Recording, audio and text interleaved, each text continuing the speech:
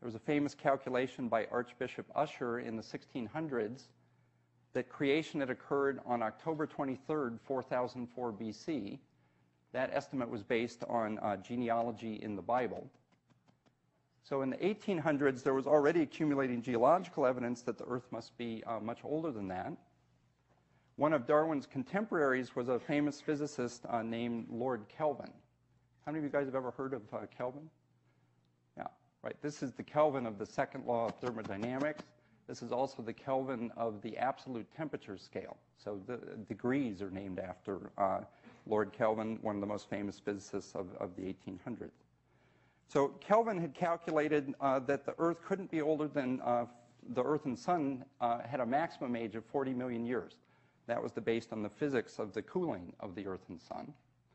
That estimate bothered Darwin a lot because Darwin had estimated in the origin that it might take hundreds of millions of years for his process of descent with modification to generate this immense tree of life. Darwin wanted 400 million years, tenfold more than Lord Kelvin thought was physically possible. So this debate was actually resolved by an amazing series of discoveries in 20th century physics that Darwin didn't live to see.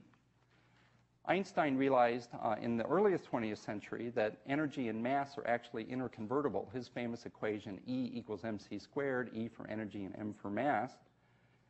Detailed measurements of the actual mass of atoms shows that 4 hydrogen atoms actually weigh slightly more than 1 helium atom. And the way the sun actually shines is a process of fusion energy. So 4 hydrogen atoms are fused together to make 1 helium, and the smaller bit of excess mass is converted into energy. So the sun is a nuclear furnace, not the kind of conventional furnace that Kelvin had modeled in the 1800s.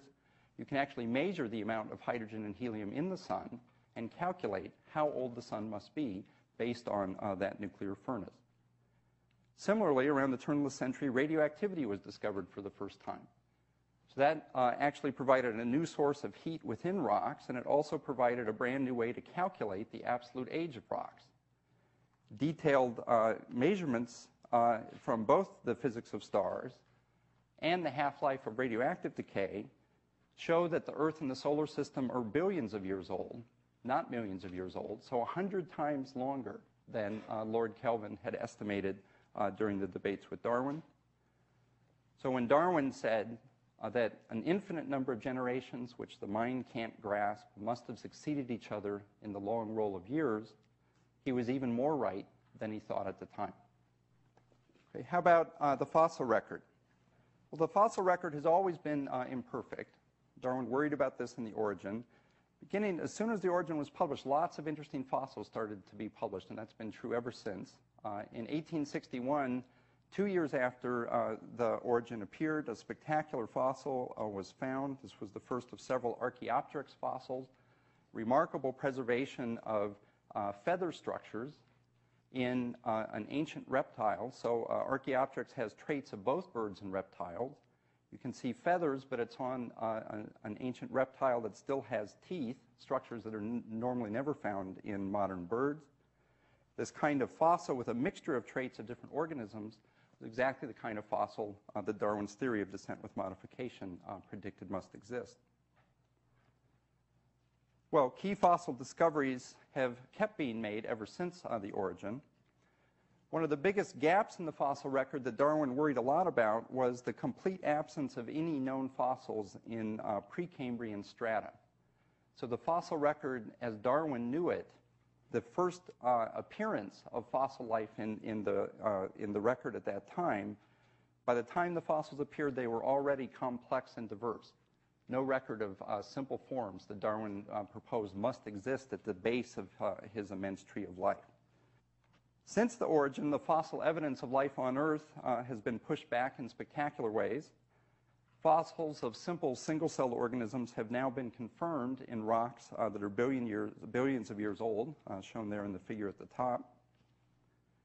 Just as Darwin predicted, the early forms of life are much simpler than the complex life that's seen later, when the early fossil record looks like mats of bacteria, cyanobacteria, and single-celled microorganisms.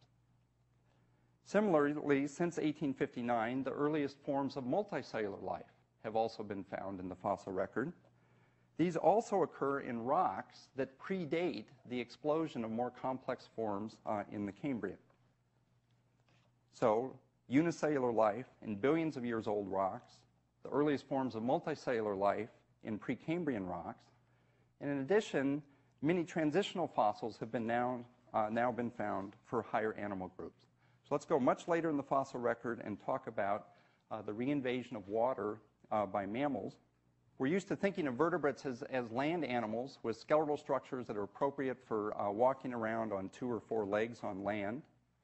Most mammals, that's true, but in fact some mammals are found in the ocean as aquatic organisms. They have streamlined bodies, such as seen here in a manatee. So manatees have a streamlined body. They still have 2 forefins or flippers, but they no longer have hind limbs. Right? So they also have a series of other aquatic adaptations. Nostrils that are located high up on the head for breathing at the water-air interface. Very unusual downturned jaws that are only seen in manatees and a closely related animal called dugongs. Unusual ribs. So most animals have ribs that are hollow, filled with bone marrow. In manatees and dugongs, the ribs are actually solid. They're filled with bone. That's thought to serve as a form of ballast for these marine creatures. And finally, in addition to those features, manatees show some characteristics that suggest they may have evolved from land animals. That includes both toenails on their flippers and vestigial hind limbs. So this shows a blow-up of a manatee flipper. You can see out at the ends these toenails. This is very unusual because toenails are usually only found on land animals. This was recognized a long time ago. The manatee's toenails actually look very much like elephant toenails. DNA studies showed that the DNA of manatees and the DNA of elephants is more closely related than most other mammals. So it looks like these may have evolved from 4-legged creatures. In addition, although manatees don't have hind limbs, if you look at their skeleton, they do have tiny rudimentary pelvic bones where a hind limb would normally be found.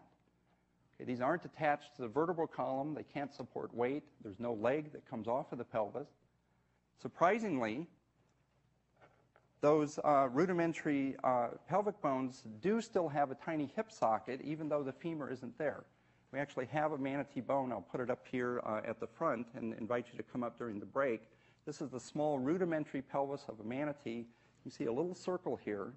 This is a vestigial hip socket for a ghost femur that's no longer there. Again, that's just like the vestigial eyes in cave organisms, the example of a kind of structure that's very hard to explain if manatees had been designed from scratch to live in the ocean. On the other hand, those kinds of structures are easy to explain if manatees actually evolved from four-legged precursors.